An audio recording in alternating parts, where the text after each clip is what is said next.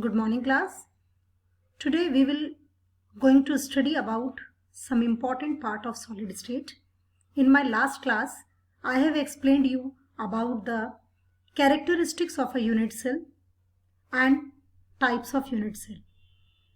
We know that unit cell is of two types, primitive and centered unit cells. Primitive means the basic type of unit cell. Basic means when the atoms, ions or molecules, whatever be the constituent particle of that particular unit cell, that particular crystal lattice is arranged at the corners only. That type of cell is known as primitive unit cell. Centered unit cell means when the atoms are present at the corners as well as at any one of the face in the center of the unit cell. That type of cells comes in the category of centered unit cell. There are three types of centered unit cell: body centered unit cell, face centered unit cell and end centered unit cell. Face centered unit cell means when the constituent particles are present at the corners as well as at the six faces of a unit cell. Body centered means when the constituent particles are present at the corners as well as in the center of the unit cell. Unit cell के center में भी एक atom present होता है. That we call body centered. And end centered unit cell is that type of cell when the atoms or the constituent particles present at the corners as well as on the opposite any two faces atoms are placed. End-centered types of unit cell is possible only when the edge length A, B and C all are unequal and at least two angles of 90 degree and third angle may be equals to 90 degree or maybe not. So this is about the different types of unit cell. Today we are going to discuss about the more combinations of the unit cell because these are the basic. But a scientist, a mathematician basically, Auguste Bravis, discovered that only by finding out the edge lengths and angles between them, there are 14 combinations possible, and that's why he gave an idea and he find out 14 kinds of unit cells, which is possible by just changing their dimensions. They may be edge lengths, they may be angles. So we study about that 14 Bravis lattices. So students, I am going to discuss about the 14 Bravis lattices here.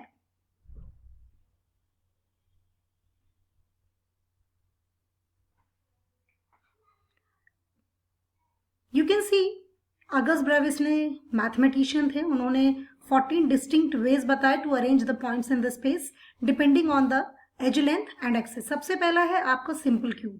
Simple cube में आप देख सकते हैं आपकी जो तीनों edge length हैं all are equal and all angles belong equals to 90 degree. तो this is about the simple cube. ये आपका सिंपल क्यूब होगा. You can see all the edges and all the angles are equal. आप देख सकते हैं red, blue and green arrows से वो उसका एंगल का पोजीशन भी आपको दिखा रहा है कि वो स्पेस में कैसा दिखेगा. सेकेंड टाइप का बॉडी सेंटर्ड क्यूबिक है जिसमें अगेन एंगल्स आपके इक्वल हैं 90 डिग्री और तीनों साइड्स बराबर हैं. तो दिस इज बॉडी सेंटर्ड. जो मैंने अभी आपको सेंटर्ड यूनिट सेल पढ़ाई वो थी. इससे पहले वाली जो थी वो सिंपल क्यूबिक थी जो प्रिमिटिव टाइप की थी जिसमें सिर्फ कॉर्नर्स पे एटम थे. ये बॉडी सेंटर्ड है आपकी. एजेस इनकी देखती जाइएगा. ये बड़ी प्रॉपर उसने लोकेशन प्रॉपर दी है 3D में, इसको पूरा किया है. फेस सेंटर्ड, हर फेसेस पर एंगल एटम रखा है. Constituent particle, it may be atom, it may be molecule, it may be ion. तो कॉन्स्टिट्यूएंट पार्टिकल्स कॉर्नर्स के साथ साथ फेसेस पर भी है. तो this is your second type of centred cubic cell.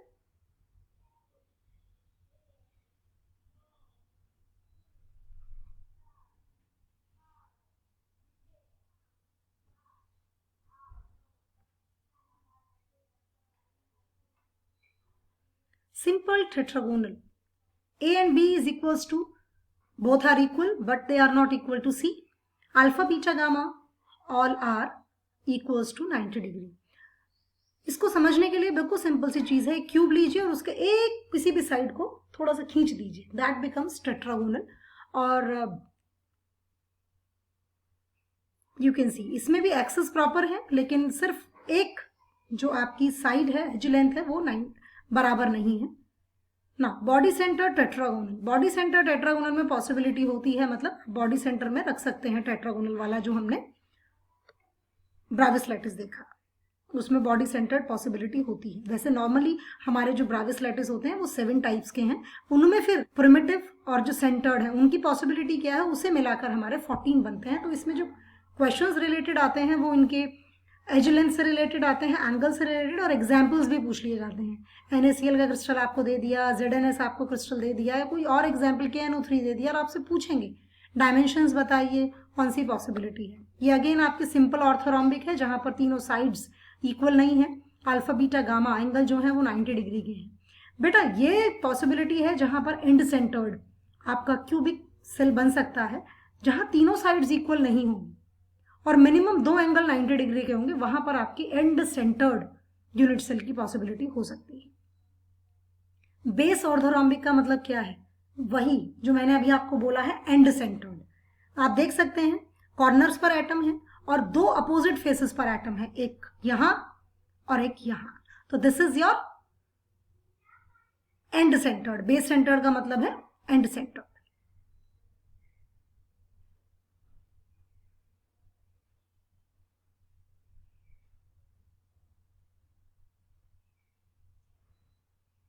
Body centred orthorhombic मतलब ऑर्थोरॉम्बिक जो आपका कॉम्बिनेशन है जिसमें तीनों साइड्स अनइक्वल हैं बट एंगल्स इक्वल हैं, उसमें बॉडी सेंटर्ड की पॉसिबिलिटी भी होती है. This is your 8th type of Bravais lattice.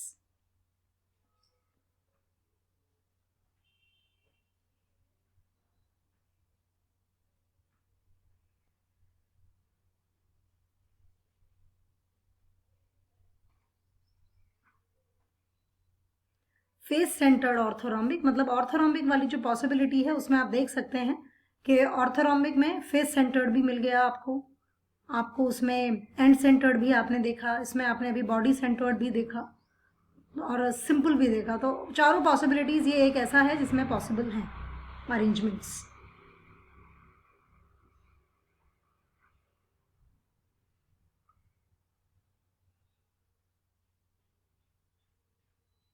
Tenth type simple trigonal rhombohedral.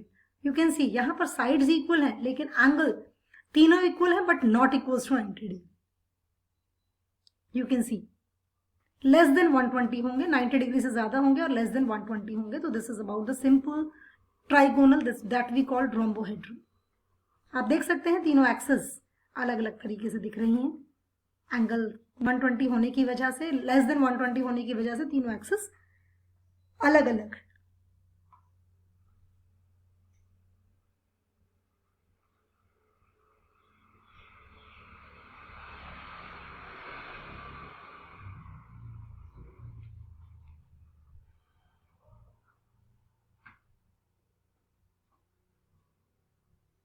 Next is simple monoclinic. Simple monoclinic में भी पॉसिबिलिटी होगी आपकी एंड सेंटर्ड की, क्योंकि यहाँ पर तीनों साइड्स अनइक्वल है. मैंने आपको ये कंडीशन बताई है एंड सेंटर्ड की या बेस सेंटर्ड की, और एंगल कम से कम 290 डिग्री के होने चाहिए. तो यहाँ वो पॉसिबिलिटी भी आ रही है. तो यहाँ पर भी एंड सेंटर्ड या बेस सेंटर्ड की पॉसिबिलिटी होगी मोनोक्लिनिक में. सिंपल इसलिए नाम लिखा है क्योंकि सिंपल मतलब प्रिमिटिव, प्रिमिटिव मतलब जब कॉर्नर्स पर ही एटम होंगे.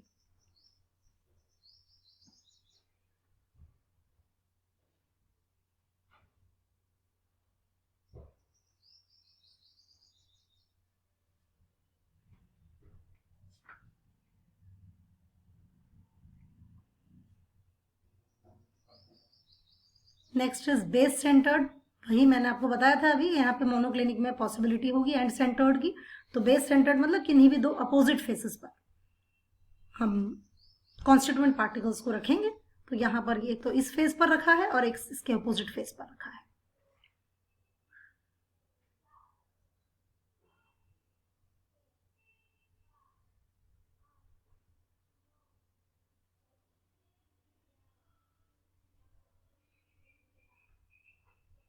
देखिए अपोजिट फेसेस पर रखा हुआ है।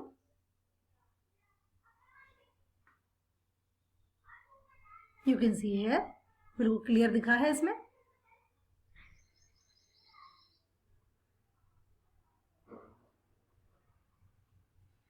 Second last, simple hexagonal. Simple word जहां भी आ रहा है इसका मतलब सिर्फ कॉर्नर्स पे एटम है।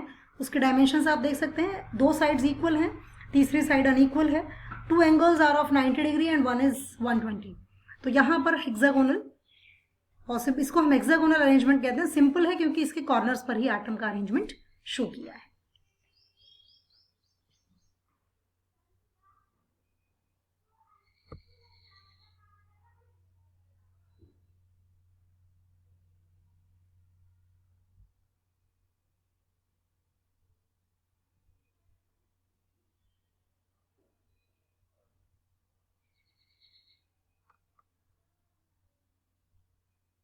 Now this is the last simple triclinic, where all the sides are not equal to each other and all the angles are not equals to 90 degree.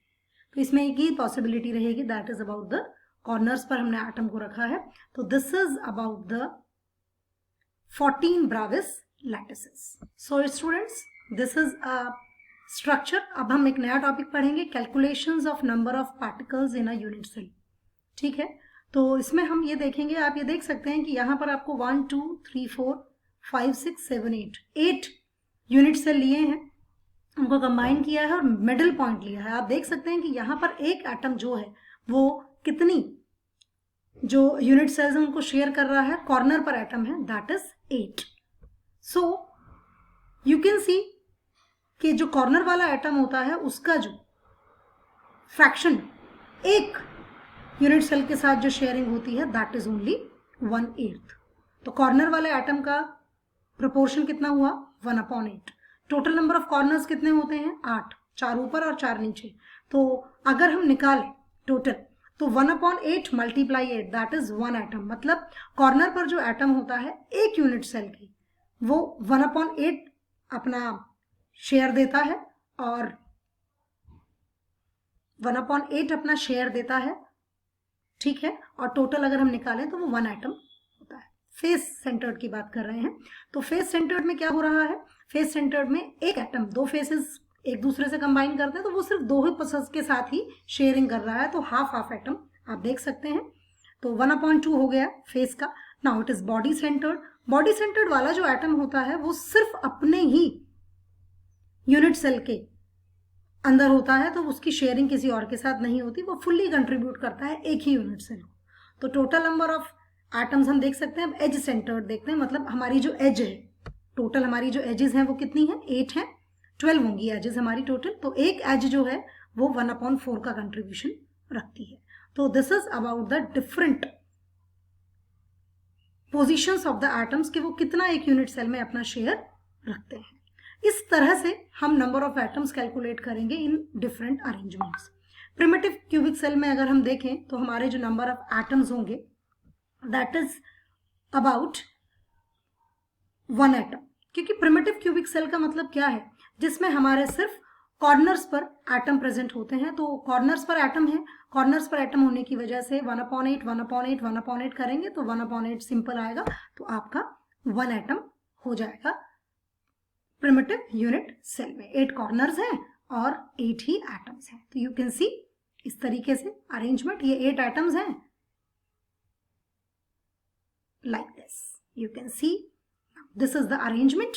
और एक एटम का, कॉर्नर एटम का आप देख सकते हैं कितना कॉन्ट्रीब्यूशन है, 1/8। Now it is completely 1 atom. This is the arrangement of the body centre. Body centre में कॉर्नर तो हमने देखा था अभी एक एटम होता है और एक बॉडी के अंदर एक सेंटर पर होता है, तो टोटल नंबर ऑफ एटम्स हमारे आ जाते हैं 2 atoms. This is about the body centred arrangement. So this is about the face centred. Corner का एक एटम कंप्लीट हो गया। अब फेसेस के एटम्स ज्वाइन होंगे और फेसेस के जो एटम्स आएंगे टोटल वो 1/4